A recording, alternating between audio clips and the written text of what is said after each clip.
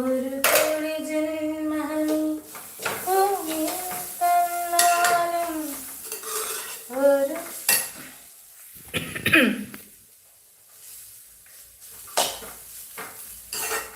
മോനെ പൊക്കോ നീ പൊക്കോ.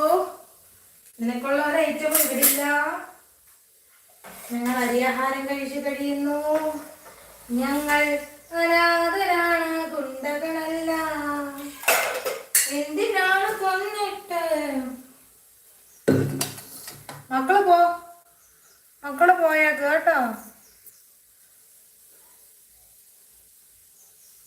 അതെ മക്കള് പോ.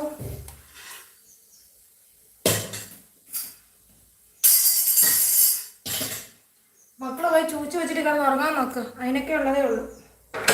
ഇമാതിരി വർത്തമാനം പറയാനുള്ള ആയിട്ടില്ല.